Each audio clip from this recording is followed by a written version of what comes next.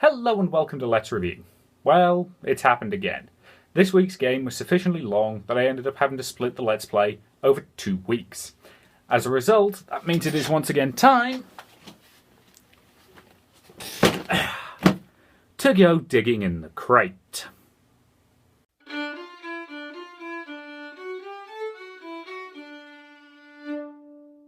The last time I did one of these episodes, I made a promise. Normally, on Digging in the Crate, I talk about games that I really quite like. This week, however, I'm going to talk about probably the most disappointing game that is in this crate. Ladies and gentlemen, Space Siege. How exactly does one lay siege to space?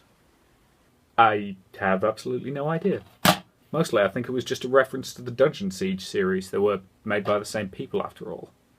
Regardless of that, the reason I describe Space Siege as the most disappointing game I own is because it had a great deal of potential. It has a lot of really good ideas, but the execution of them is unbelievably sloppy. To start with, very early on, the game gives you an upgradable robot companion. Ah yes, HR-V. I remember when you read the previews, they seemed to be under the impression that he could well be the next HK-47. Yep, and instead, he never says a blighted word. While the robot Harvey follows you around through everything you do, shooting at bad guys very efficiently, he has absolutely no personality at all, which frankly means he has slightly more than the main character. Oh yes, I remember him. Generic grizzled hero type, wasn't he? Oh, what was his name? Seth Walker. And before you ask, yes, I did have to look that up. He has no personality worth mentioning, and, well, for that matter, neither does anybody else in the cast. And the problem with this game's story is that it did have some potential. It's an absolute cliché-ridden mess, but they could have done something interesting with it. The game, for example, starts with the destruction of the Earth. Ah, a subtle and understated opening then. Oh yeah, real subtle. With the few survivors of the Earth fleeing on one of the last remaining colony ships, the Karak, the alien race who have just destroyed the planet, board you. Apparently they're not content with destroying almost everybody, they want to make sure they've actually killed everybody. With the ship getting badly overrun, the ship's AI, Pilot, orders everyone to enter cryosleep, which enables him to gas the ship. And then you wake up sometime later to find that everything has gone to hell. Yes, I remember now. Yep.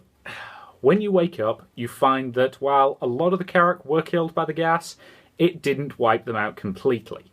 And to compound the danger, the ship has now been infested by cybernetically upgraded humans who are wandering the corridors like zombies, attacking anyone who looks at them funny. Unable to risk waking the whole ship's crew in this state, you and a small group of others are forced to try and figure out what the hell is going on and deal with the remaining Karak threat. And frankly, if you have half a brain, you can probably figure out the twist in the plot based on what I've already told you. To be fair to our audience, it did take you about 20 minutes to figure it out. Well, yeah, but I was 16 at the time. I had other things on my mind. The game's other big vaunted feature was the idea that you could cybernetically upgrade your character over the course of the game, making them less and less human, but at the same time making them more and more powerful. It's an interesting idea, and it was done really well by the game Deus Ex Human Revolution a few years later. In Space Siege, though, a fine idea was given a sloppy execution. Yeah, really was the theme of this game. The idea of losing your humanity in order to protect what's left of the human race is a very, very interesting one. Unfortunately, in Space Siege, it's just designated by a bar with the word humanity written on it that goes down as you get the cybernetic implants. And all the implants really do is give you the odd extra ability or passive buff or enable you to use an additional weapon. And how would you have done it differently? Simple. You make the game really, really difficult. But at the same time, you also make the implants extremely powerful. Make it so that, if you wish to, You can turn yourself into an absolute walking behemoth, able to mow down anything in your path. But then give that consequences.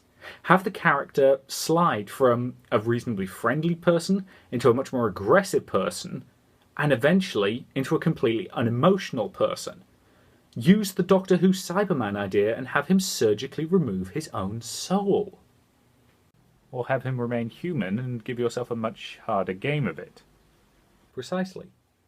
I've always found the idea of balancing games so you can play it any way you want really kind of silly from a narrative standpoint. Make it so that doing the right thing is more difficult, because that actually makes it much more interesting, narratively speaking, to make yourself do the right thing because it's the right thing. Ultimately, in the actual game, Seth's personality, what little there is of it, doesn't change at all. Even when you get the last cybernetic upgrade, which is a cybernetic brain. Were there any consequences at all to the cybernetics? Oh, sexual frustration. What? Oh yes, I remember. You only get the romance subplot ending if you're pure human. Yep, and it was just bolted on right at the end with absolutely no build-up between the two characters involved. Like a lot of romance subplots tend to be. Space Siege, ultimately, isn't really a bad game. It's just painfully average, and given all the really interesting ideas it had, that's actually kind of sadder than a game that is truly awful. It was also, well, frankly, it was bugged to high hell when it was first released. It was one of the first games I remember to get a day one patch. Whether you can still get the patches, I don't honestly know. Nice to see your respect for the audience showing through the level of research you choose to do. We have established that I am lazy, yes. I called Space Siege the most disappointing game in this crate, and I stand by that description. But it's not the worst game in here, and I promise I will bring that up at some point in the future. If you have a sense of morbid curiosity and you want to try it, Space Siege is available on Steam, and you can get it for about 10 quid, or your regional equivalent. But be advised, it's just a very, very average game. Now, if you'll excuse me, I still have like 12 hours of footage I need to get recorded this week. I'll see you later.